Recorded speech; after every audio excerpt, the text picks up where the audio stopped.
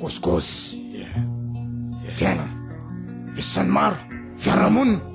tontolo aleo tsongombolo tosay fandatsan'ny olo aleo mba miavana amilay dia mba miara amtolo fa sy hoe alako bika teo tsy tiako tare io le fomba fitenena nefa elany nange ka enokeny ane asa miala maro asa miala mboba fa fa ihany mibetsa ohatrany asan-tana ma tsy mitaray tanamepa ka aisa se famarinany am'sany masoto maleova malasana zany manarantian'zay efa betrak'efa amin'ny ady rehetra de tsy akitarany zany fa mba mavita teny maizamiady asa miodika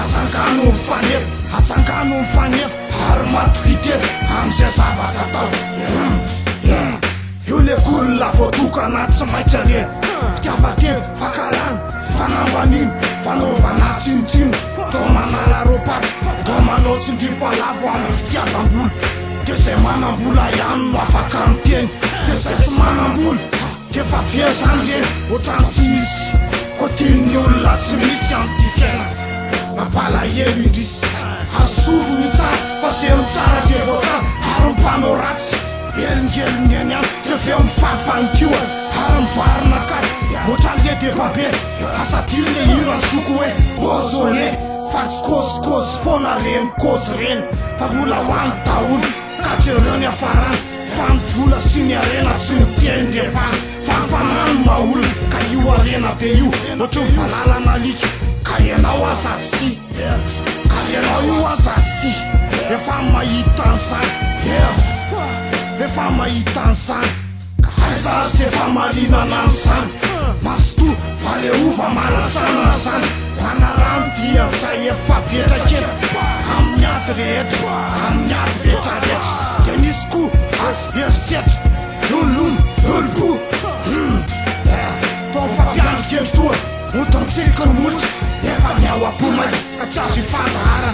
vo fijerony fotsiny de fa ratsy ny sainy tonga de hita fetrany etony tiany olazainy sy ny tiany ambara tsy mazavazava tsy mazavazava de ondra iaho hoe hitsangana deny malainy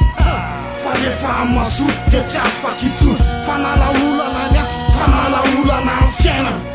sady fampitandremana ny faborisia kasakasakao ihany mandray an'zany na tsy andray an'zany fefa lasiny efa kôsiny